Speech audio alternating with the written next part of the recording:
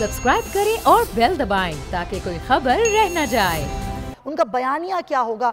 इफ्तिखार अहमद से हमारा राब्ता हो गया। इफ्तिखार बताइएगा, आपको मेरी आवाज़ आ रही है तो कैसा जोश है जलसा गाह में? अभी कितनी कुर्सियां भर गई हैं? बाकायदा कब शुरू होगा ये जलसा सवाबी का?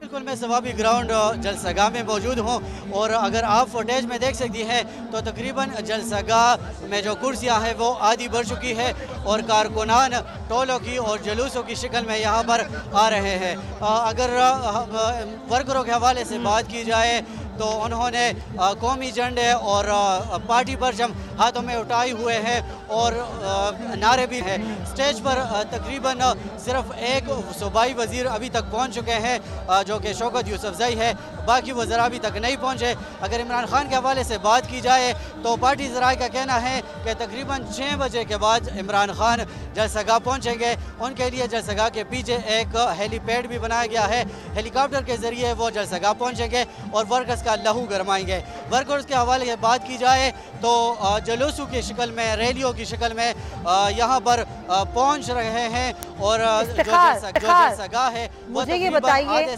बिल्कुल कारकुनान भी पहुंच रहे हैं, बड़ा जोशो खरोश है, लेकिन हमने देखा कि इमरान खान ने अपनी सिक्योरिटी पे सवाल उठाया कि ज़ाहिर है उनको थ्रेट्स दिए गए हैं। तो उस सारी सिनेरियो में हमने देखा कि धोबी घाट में जो कुछ हुआ, ज़ाहिर सिक्योरिटी ये इल्ज़ाम लगाती रही पीछे कि उस तरह की सिक्योरिटी हमें नहीं फराम की गई। आज सवाबी में आप सिक्योरिटी कैसी देख रहे हैं? जब इमरान खान जलसागाह पहुँचेंगे तो उनकी सिक्योरिटी के कोई गैर मामूली इक़दाम आप देख रहे हैं यहाँ पर? जिस तरह मैंने वर्कर्स के हवाले से बात की तो वो लोग बड़े पुरजोश है, बड़े एक्साइटेड है और सुबह से वो यही कह रहे थे कि हम अपने कायद यानी इमरान खान की दीदार के लिए बेताब बैठे हैं, उनका खिताब सुनने के लिए बेताब बैठे हैं और जैसे ही वो जो भी हुक्म करेंगे, अगर वो इस्लामाबाद आने की कॉल देंगे तो सर आंखों पे मानेंगे और इंशाल्लाह उनकी हुक्म की तामील होगी। इमरान खान के आने की हवाले से बात की जाए तो जिस तरह ये लोग इतने एक्साइटेड है तो ये तवक्को की जा रही है कि ये लोग बड़ा ज़बरदस्त इस्तकबाल करेंगे।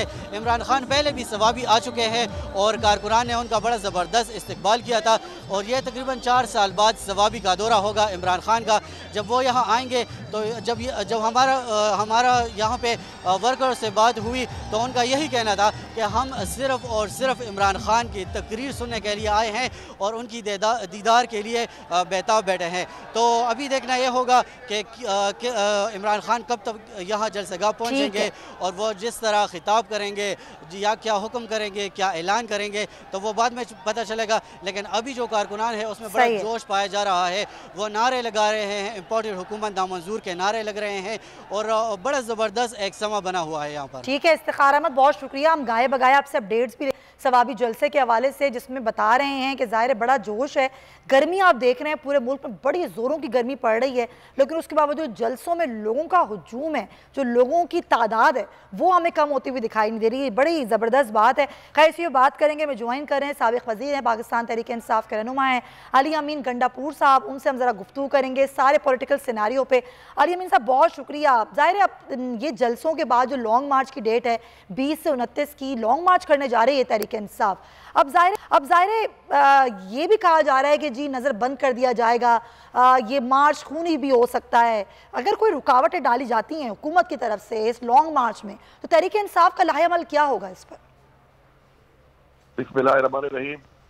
जैसे आपको मालूम है कि हमारा एक जमहूरी हक है कि हम अपना जो एक मार्च कर रहे हैं और पुरअमन हमारा मार्च है और पुरअमन तरीके से हम जो एक साजिश हुई है और जो साबित हो चुकी है और उसके हवाले से जिस तरीके से ये हमारे ऊपर चोरों की हुकूमत बिठा दी गई है, जिनमें तकरीबन 60% जो काबीना के मेम्बरान हैं उन पे केसेज हैं और बाकी जिन पे नहीं है तो वो भी पहली दफा लगे हैं, तो वो भी अगर कुछ दिन गुजार लेंगे तो मेरे ख्याल में भी केस बन जाने हैं। मैं समझता हूँ कि हमारा जमहूरी हक है और इसमें कोई रुकावट हुकूमत अगर डालेगी तो हम भरपूर मजम्मत करेंगे उसकी और इंशाअल्लाह अपने लीडर इमरान खान की कॉल के ऊपर अवाम पूरे पाकिस्तान के साथ खड़ी है और जो जलसे हो रहे हैं आपके सामने वो सबूत है इस बात का कि अवाम क्या चाहती है और अवाम किसके साथ है। हमारा तो एक ही मुतालबा है कि जल्दी इलेक्शन कराया जाए ताकि पाकिस्तान की अवाम की जो राय है उसके मुताबिक हुकूमत होनी चाहिए और पाकिस्तान की राय के मुताबिक ही पाकिस्तान के फैसले होने चाहिए। अच्छा, जब ये हुकूमत में नहीं थी मुस्लिम लीग नून, तो बड़े बड़े दावे किए जाते थे मईशत के हवाले से भी कि हम आएंगे तो सब कुछ ठीक कर देंगे। दावे तो बहुत किए गए, लेकिन फिलहाल सूरत हाल बहुत ही अनस्टेबिलिटी की तरफ जाती हुई दिखाई दे रही है। आपको लग रहा है कि दलदल में फंस गई हुकूमत? हमारे पास जब गवर्नमेंट आई थी तो उस वक्त इससे भी बुरे हालात थे, लेकिन हमने अल्हम्दुलिल्लाह कोरोना के बावजूद तो पूरी दुनिया में एक लहर आई थी, हमने इन तमाम चीजों को कंट्रोल किया, कीमतों को कंट्रोल किया और मुल्क के जो मैशत थी उसको बेहतरीन तरीके से पूरी दुनिया ने एक्नॉलेज किया है उसको कि हम उसको आगे लेके गए। चाहे हमारे एक्सपोर्ट के हवाले से था वो, चाहे हमारा जो है जो करंट अकाउंट डेफिसिट था वो हमने खत्म किया, इसके अलावा जो हमारी सनतें थी वो बहुत आगे गई अल्हम्दुलिल्लाह। हमारा जो जितना भी हमारे मसाइल थे मुल्क के, हमने उनको कवर करके अब बेहतरी की तरफ हम ला रहे थे, कितने काम कर रहे थे। लेकिन चूंकि नए लोग हैं, ये तो आए इसीलिए है और एक साजिश के जरिए आए हैं और आए हैं गुलामी करने के लिए, और साथ साथ ये लोग जो है अपने केस खत्म कराने के लिए आए हुए हैं। तो जब आपका मकसद ये हो कि आपने जो करप्शन किया है केस खत्म करने हैं, तो आप पाकिस्तान के लोगों की नुमाइंदगी नहीं कर सकते, लोगों के मसाइल के हल नहीं निकाल सकते। तो ये मुकम्मल तौर पर नाकाम है। जिस तरह मुल्क को ये ले जा रहे हैं, पिछले 1.5 महीने में जो इन्होंने मुल्क के हालात पैदा कर दिए हैं, जिस तरीके से खजाना खाली किए जा रहे हैं लोग, कोई विजन नहीं है इनके पास, और ये मकसद इनका सिर्फ एनआरओ है, अपने केस खत्म करना है, तो ये कुछ नहीं कर सकते।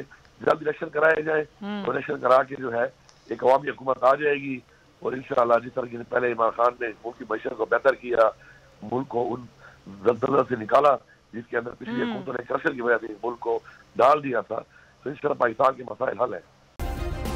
सब्सक्राइब करें और बेल दबाएं ताकि कोई खबर रह न जाए।